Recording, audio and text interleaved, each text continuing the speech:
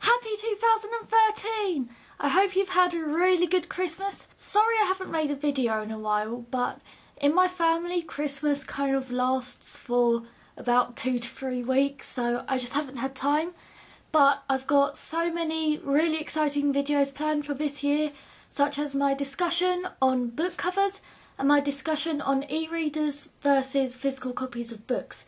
So be sure to look out for those and make sure you subscribe to me.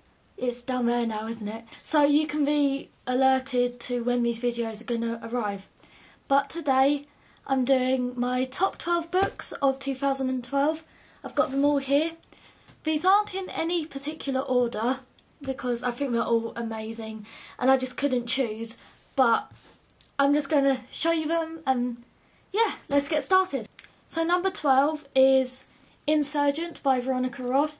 This is the second book in the Divergent series and I thought it was a lot better than Divergent. I don't think many people thought that it was better, but personally I thought it was a lot better.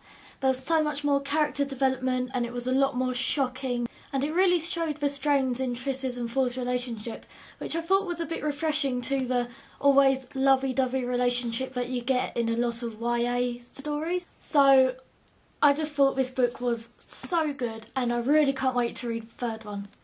Number 11 is of course The Death Cure by James Dashner. This is the third book in the Maze Runner series and it was such a good ending to the series. I was shocked the whole way through. I just love this entire series. It was absolutely amazing. And I still haven't read The Kill Order yet, which is terrible because I really need to read that. But I just thought The Death Cure was such a good ending and it was really all that I wanted it to be. I'm going to show you number 10 and number 9 together because they're from the same series, so it just makes sense. And that is The Knife of Never Letting Go and The Ask and the Answer by Patrick Ness. This series surprised me so much because I've said this before, but I really thought I would hate it, but it's just absolutely amazing. I say all these books are amazing, but they are. Otherwise they wouldn't have made it into my top 12 list. But it's shocking, it's suspenseful, the characters in it are just incredible, I love them. There's a bookmark in here because my mum's reading this one at the moment, so just thought I'd let you know, I just borrowed it off her. But these books are so good. If you haven't read this series, go and read it. I haven't read Monsters of Men yet, so don't tell me what happens, but I really can't wait to read it. Number 8 is a book that I'm constantly raving about in my videos, and if you've seen my previous videos, you would probably know which one it is, and that's The 12 by Justin Cronin. Look how pretty this cover is. Absolutely amazing. But this is the second book in the Passage series. It hasn't got a collective name, it's just the Passage and then the 12. This was so shocking from beginning to end. Literally, I did not expect any part of this book. It was so different to what I thought it would be, but that's so good because it took me by surprise so much. And what I love about Justin Cronin is he knows that his audience is smart. He knows we're not stupid, he makes us think and works our brains, and that's not a bad thing. And I know this is a monster of a book. Bear in mind the font is like size 6, it's tiny, but it was so worth the wait, even though I did have to wait about 2 years for this book. But it was well worth the wait, and oh, what an amazing book. If you see someone collapsing on the street, screaming, "Why God, why?" crying big floods of tears which are rolling down the street, you'll know that it's because they've just read the next book, which is Sarah's Key by Tatiana de Rosnay. This book was so heartbreaking and just covered a topic which I'd never heard about before in my life. It covered it in such a way through the story of this girl and this reporter, which this is a book that will just always stick with me, always. I highly, highly recommend it. It's so sad, and once I finished reading it, I didn't think I'd ever be happy ever again, but honestly, it's such an amazing book, and I think everyone should read this because it's incredible.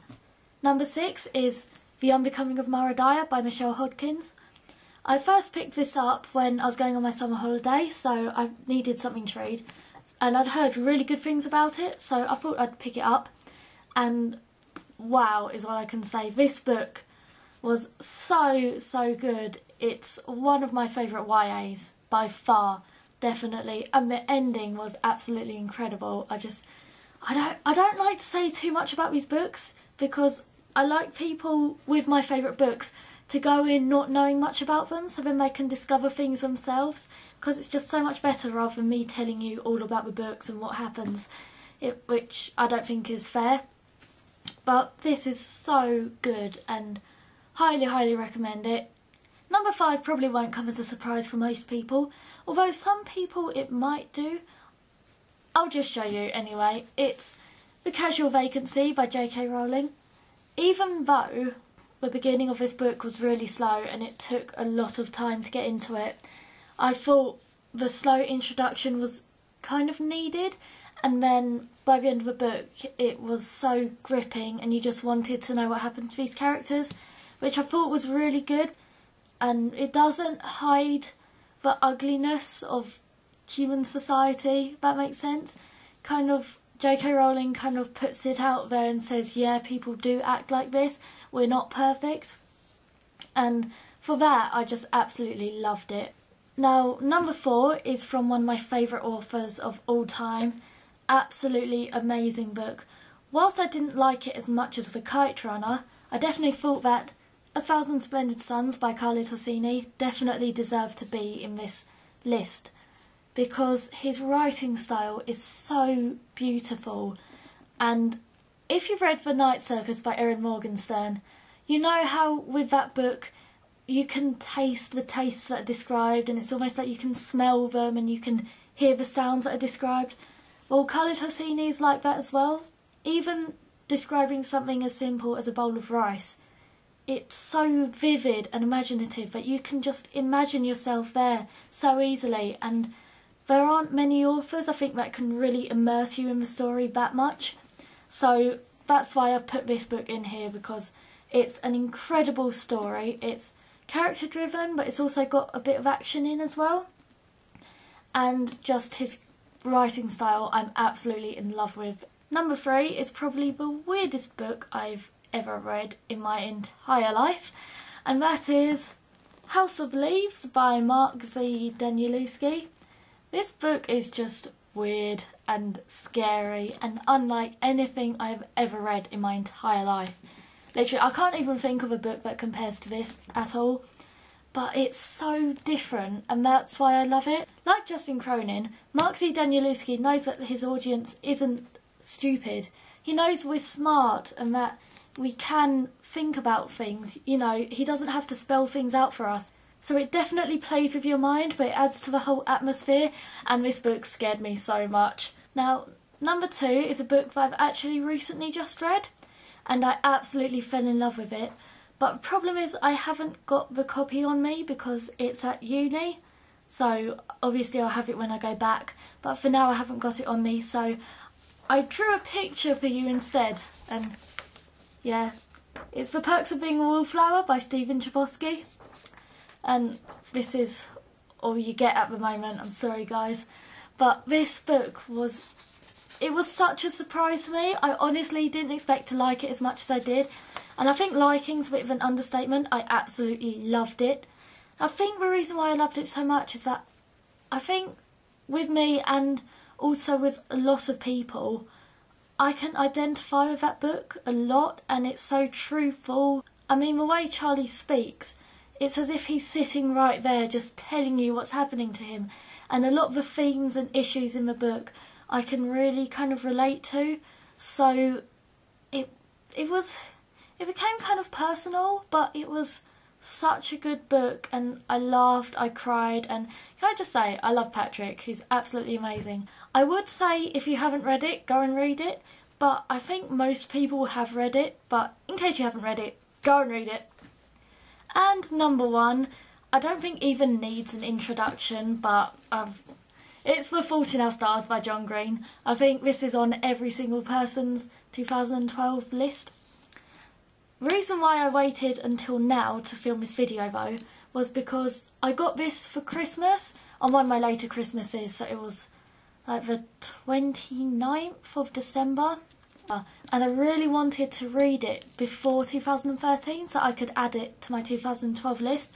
So I spent like a couple of days just reading this book, and I cried so much, and I love this book. I would marry this book if that was legal, but it's not, so I'll just have to make do with like hugging it instead. But what an incredible book. I always liked John Green's writing style and him as an author, but I never really got what the fuss was about him. No offence, John Green, I do love your books, but that was until I read Fault in Our Stars, and now I can say that John Green is one of my favourite authors. It's just the way he can write about such a sad subject and not make it really depressing, but also be very respectable. And you can laugh 1 minute and then literally just like that cry your eyes out, and even think about this book makes me happy and sad and so many emotions. So that was my top 12 books of 2012. I hope you enjoyed this video. If you have any questions or thoughts, please leave them in the comments below. And also, I want you to tell me, what are your top books of 2012? You don't have to mention 12 of them, you might only want to mention one. But let me know in the comments, and also let me know what books you're looking forward to in 2013. I would make that video, but the problem is a lot of books I want to read in 2013 have already been released, like The Rise of Nine, The Kill Order, Evolution of Dyer, Who Could Be at This Hour. The list goes on and on and on. But yeah, let me know what books you liked in 2012, what books you can't wait to read in 2013, and I'll see you next time. Bye!